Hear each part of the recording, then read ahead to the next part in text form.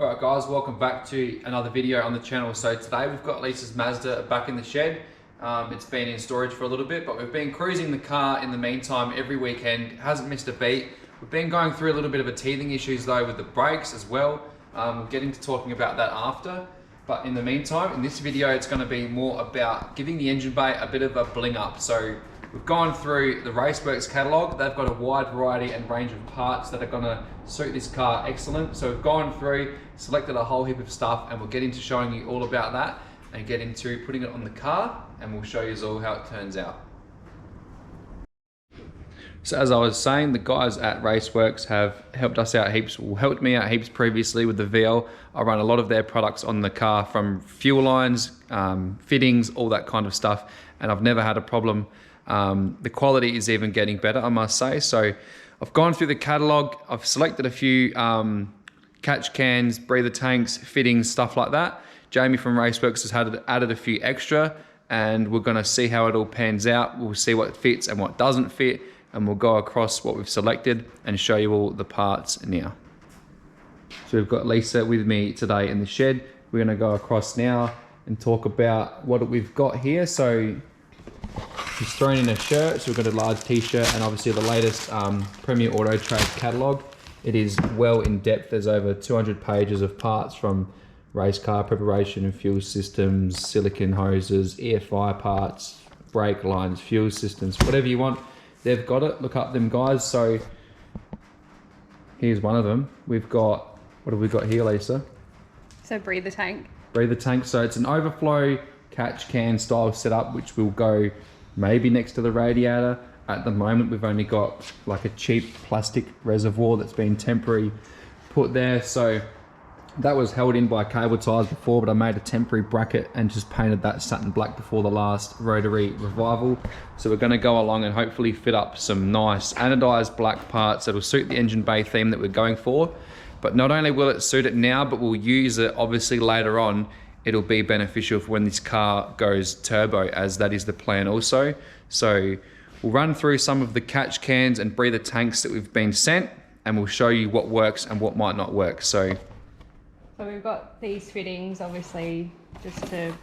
So they've sent us a couple of these. They're like billet mounting brackets. So they're a 50mm billet bracket in pairs that will suit that long style, that breather tank. We've also got like a Peterson style Raceworks breather tank. Not sure if that will maybe go up towards the back of the firewall, get it away from the, obviously the hot side. This car doesn't run a breather setup at all at the moment, so it's just got a little rubber hose which is vented to atmosphere. Not that it breathes anyway, but we've got that one. We've also got, I think this is another breather tank for maybe the overflow. We'll use that with the radiator. This is a nice anodized black O-ringed lid. It's got mounting brackets on it as well. Fittings on the bottom if you need to put a bit of hose, put a tap on it, whatever you want. It's kind of universal. They have a lot of range of parts like this now. It's only getting bigger as well for these guys. We just got some fittings here. So I've gone ahead and ordered, I've got blanks, fittings to suit. These are -12. These are a 12 to 12. So the fitting in the thread on the tank is a 12.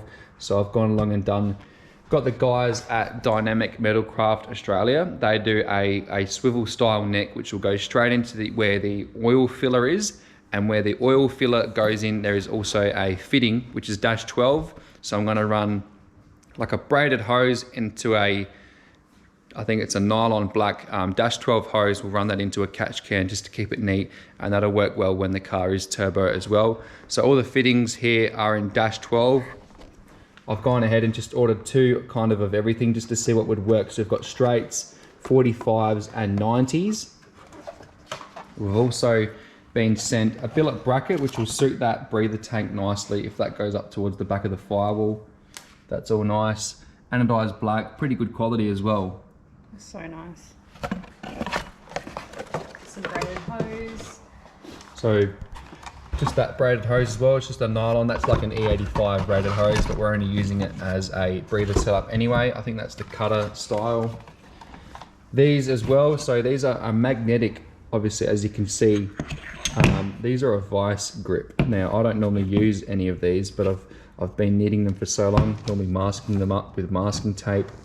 These work well for not marking. These are made from a alloy, anodized black, and they will be good for not marking any of the fittings when you go to make them. And also, they've sent us out one of these spanner sets. So I've been using an adjustable spanner for everything, and I need these bad. These are really good, anodized individually from -3 all the way up to -20. So that'll be very helpful for doing that. That's all, my friend. So we're going to go across the engine bay. We'll talk about how it is now. So obviously currently we've got like blue ignition leads. We're going to get them replaced, put some black ones on it. We've got a radiator cap as well. So Raceworks just do like a satin black anodized radiator cap, fit up that.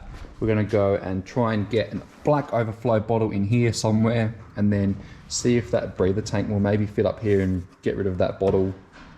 Do a bit of a clean up, overall tidy up of the engine bay, and getting it looking spick and span. What do you reckon? Yeah, sounds good. Sounds good? Yes. All right, let's get into it.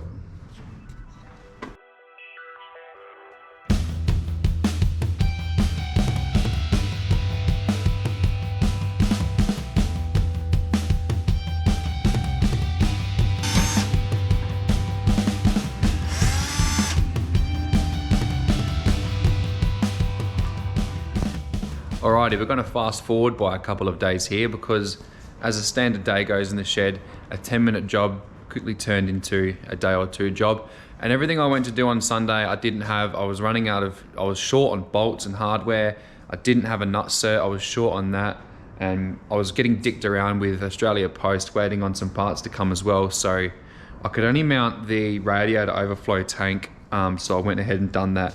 And anyway, in the meantime, I thought, well, to kill some time, this engine had far too many coats of crap paint and flakiness on it. So I've wet sanded back all the areas I could. I removed all the coils and all the wiring out of the way first. I've gone ahead, cleaned up the block, exposed a bit of that Mazda and the 13B lettering that's in the housings. That looks crazy good now. And then just gave it a fresh coat of satin black enamel, and then went ahead and fitted up the rest of those parts, and I'll show you all how that's turned out. So as I was saying, engine nearly all back together. I've just got to tidy up a little bit of the loose ends with the wiring, but this is what we're working with now. So Raceworks breather tank mounted up on the back of the firewall here. I've measured that out with the hole spacings with one of their new style Raceworks billet brackets. So that is mounted into there with some nut certs. Wanted to put it where the washer bottle was or is, but because of the factory bracket that is on the strut tower, I had to remove that in order to fit that all in there. So I've just cleaned up the washer bottle as best I can. That's brand new anyway. And then put it next to it. That's nice and out of the way. Won't coincide with hitting the bonnet. Discussing with what we're running, so -12 breather lines on a swivel neck oil filler with a -12 fitting obviously welded to that with a nice little billet screw on cap, going into a 90-degree Raceworks fitting with a billet boss press fit adapter, goes straight into the block on a rotary housing. It was a little bit tight, so I gave it a light little wet sand, and that went straight in. Just gave it a light hammer, went straight in. Next I really need to do is, I've just finished ordering some fittings from Raceworks for this overflow to come out here on a 90, and then I've got fittings going into the bottom. I ended up using the long and skinny overflow tank, and I'll put a fitting. The blue tape is to just label which side goes from the radiator and then which side is just a dribble. So I've got obviously the billet bracket. It looks like it's obviously upside down, but fits perfectly next to where the bracket was for the old overflow tank. It was sitting there like that. There's enough room on the bottom. I can slide that down, but I didn't want to have it too close to the bottom obviously, so I can still put some fittings on the bottom. And then I'll just get some black -4 hose, run that neatly along here to the bottom and into the bottom of that tank. But for now, the radiator's got lots of light marks and scratching, some water stains, so I'll get in there with the little buff I've got and buff that up. That'll start looking neat. I'm gonna get some new leads, as I just sat these ones on there temporary. They're only the old blue ones painted black to see what it would look like. Looks really good. And then I also went ahead, so this swivel neck, before didn't mention, but this is from Dynamic Metalcraft Australia. He does really good work. Some reason, I don't know why, but it sat in Sydney for nearly 2 weeks. Not his doing, but Australia Post just not up to it. So also went ahead and he does an RX3. He also does them for 2 and 4, I believe.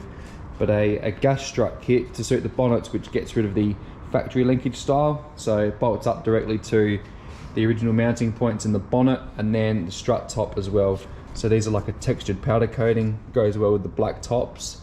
And obviously it's still sitting here temporarily. It is the original bonnet linkage style system it runs, which is very primitive. They do fall down and the bonnet ends up falling on you, but yeah, that's much neater now. So we've got that knocked out. Now we're just waiting on some fittings, which I've just put in an order in today, like I said, for the radiator. And then we're getting pretty close. Engine bay can get a bit of a detail, probably give that a little hand polish, and then the whole car needs a good clean up. And we are on track to get this thing, because it's going to be on display at the Raceworks tent at Jamboree. Thought it'd be only fitting to add some further Raceworks parts to the car. They've helped me out heaps in the past, and their products are great. We'll get this tidied up this week, then the Mazda is done, then we can move on to doing the VL. Now, in terms of prep for Jamboree, I don't have to do a lot. The car is pretty much ready to go. All I need to do is probably get some fresh fuel. I'm gonna drain the oil in the sump and put a fresh oil filter on it, and then the car can have a wash because it's filthy from the last outing. So we went up to the bend and did a test and tune up there. We got one pass in before it rained out and got cancelled. So car's running really well. I put the same tune up in it from Perth when we run the 798, 791, and it went exactly the same. I think it went 5.1 with a 4 to half track in Perth, and it went a 5.1 with an 8 at the bend on Sunday.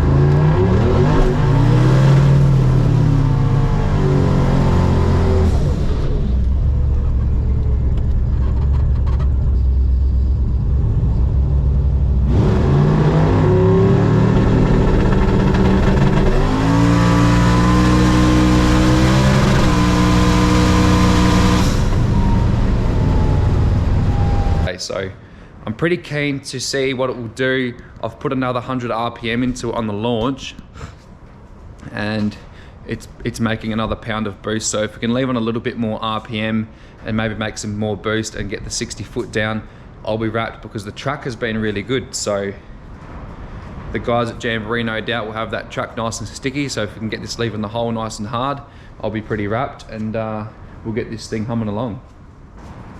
Anyway, for now, I'm going to get into polishing up that radiator, so then we can sit the overflow can in for the radiator. Once them fittings arrived, I'll cut the hose, put the fittings on the bottom of it, and then that can go in there for good. So I'll get into doing that now. While I'm there, I'll show you the old filler cap we had on the engine. So this is the original style Mazda oil filler neck, and that is the breather I was running, which was just vented out to the inner guard outside the atmosphere. So very primitive, but it did the job compared to this setup now.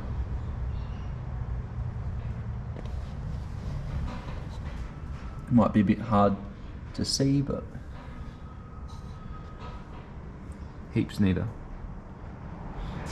And you might be wondering why the swivel neck, because he does do one that is straight, which would suit an NA setup, but because this is eventually going to be going turbo, the inlet manifold will come across the engine, and then this will be running out of the way of that, and will suit that nice. I don't know if I mentioned before, this is the turbo we picked up for Lisa's little Mazda. It is a Pulsar G40, 900 horsepower rated little jigger. It'll go perfectly fine in this car. It is a, I think they call them, it's a 6270G series turbo, 900 horsepower rated. And I mean, if this thing makes 250 kilowatts or 300 kilowatts, I'll be wrapped.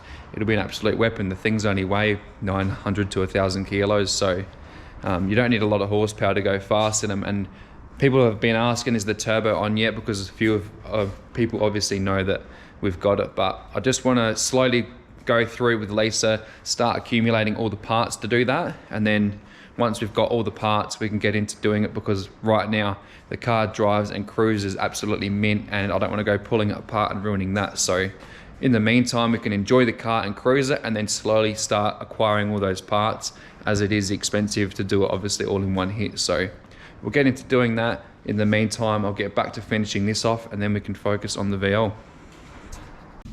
Alrighty, Mazda is mostly done. Just finished cleaning or polishing up all the ins and outs of the radiator. Run the buff quickly along that, and then a hand polish. That's come up good. Car's getting near on completed now. I've just finished ordering obviously all those fittings for the overflow on the radiator, giving that a polish before it all goes back together.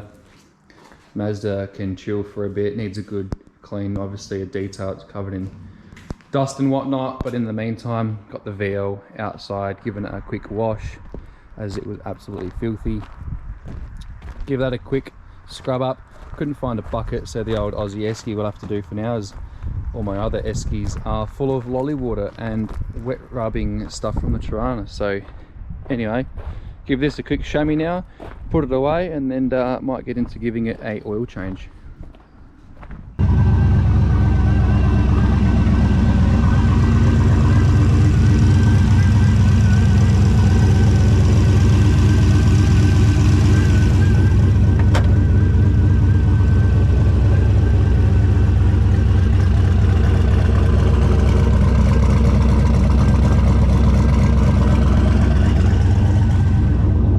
Ready to rumble. It feels weird. We're about a week and a bit out from the event, and I don't have to do anything to the car before I race it, apart from obviously change the oil.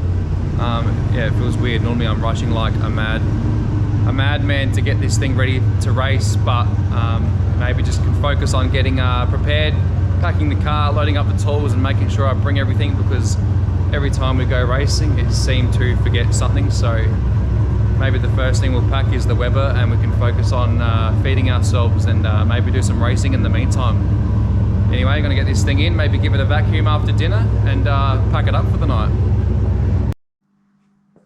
So just got the VL up on the jack stands after giving it a wash. Had to drop the belly pan, which sits underneath the car as a safety containment tray. As you can see, colour of the oil is nice still.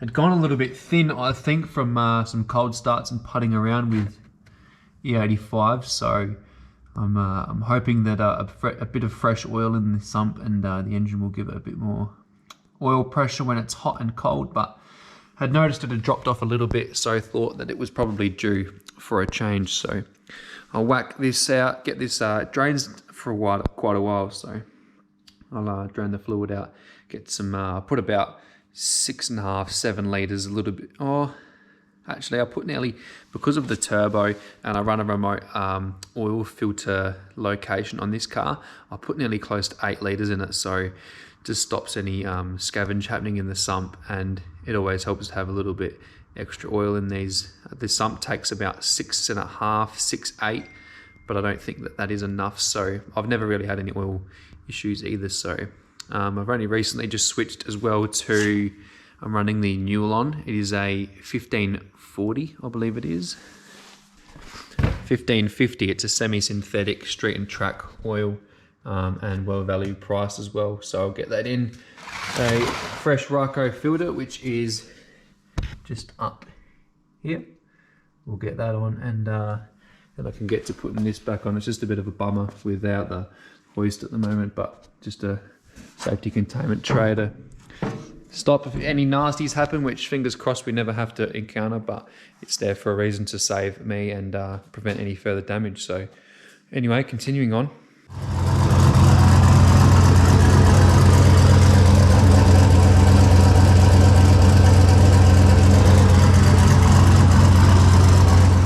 A bit more work to the Mazda, and that's all ready and done as well.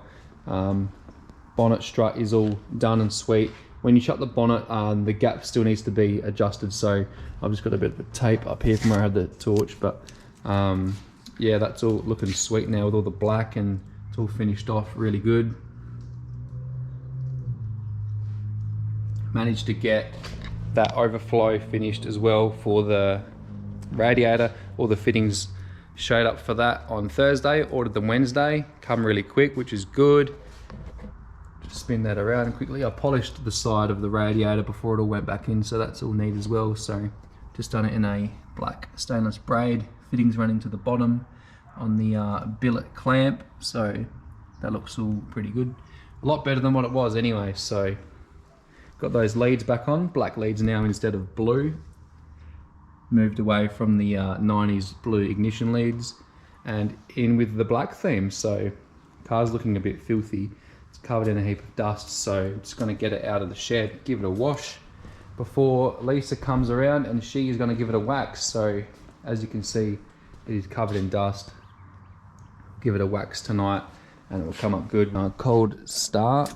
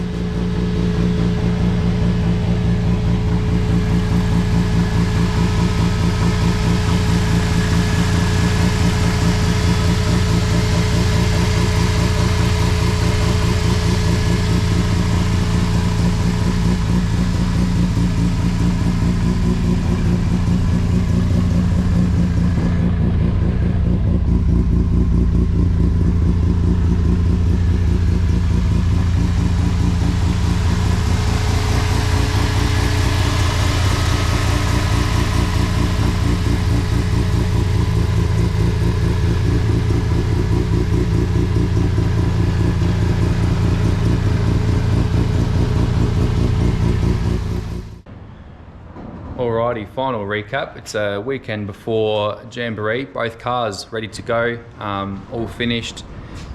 Last thing to do really is give the RX3 a wax. Lisa's going to come up tonight and help do that. I'll give her a hand. We'll apply a wax over the whole car. It needs a little polish. VL is ready to go as well. So I went over that, given that a quick clean wash. Removed all the rubber off of the bumper bars as it looks a bit feral, like a burnout car. Removed all that excess rubber, cleaned the wheels, polished up the front, started to look really clean. And I finally gave it a vacuum as well, which it hasn't had since we went to Perth. But wheels cleaned up mint.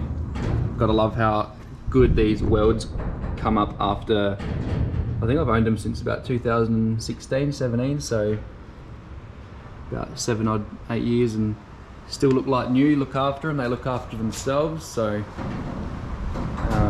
cleaned up the rears. Had a bit of an issue where it was too low the other week, where I filled it up with the esky and a bit of weight and it scrubbed. So I've wiped off all that excess rubber now, given it a tyre shine, and obviously, like I said, cleaned up the rubber off of the rear bumper as well. So that's all mint now. Gave the car a quick vacuum. Overall clean up, so it's nice and presentable, as I like my stuff nice and clean. Giving it a quick vacuum and it is ready to go. All I've got to do really is maybe get some fuel and one VL ready to go, and hopefully run into the 7s again at Jambo. We'll see how we go, but happy with that. Very happy with the Mazda and how that's turned out. We gave it a quick wash yesterday with the Karcher steam clean and a bit of a snow cone, whatever they're called, and snow foam. and check out under the bonnet now how clean this thing is. Very happy with the quick little tidy up we've given it. So all those Raceworks products, it looks $1 million now, so it's nice and presentable under here for when we pop the bonnet, but loving that. All that's left to do now really is get these things loaded up next week. We'll put them on the trailer, and we'll take the VO up and the Mazda. Mazda is going to be on display in the Raceworks tent, so there's going to be like a traders alley at Jamboree for businesses to promote their work. So Raceworks are going to have a stand with 2 cars on it, one of them being the Mazda, and obviously we'll be racing the VO in the meantime, so we'll be going between to and from, and check it out. Should be a nice packed day. There's going to be, I think, just over 100 cars coming now, so which is a good turnout, I believe, for Jamboree. The pits are going to be pretty full, as there's still not a lot of allocated spaces there, but I'm pumped. Mazda's ready, VO's ready, and we can get back to working on this one in the meantime after Jamboree's all done and settled, and we can show you all what's been happening on this in the meantime. So more blocking, getting this ready for paint, and moving onwards and upwards. Anyway, thanks all for watching. Appreciate you tuning in, and we'll see you all on the next one. Cheers.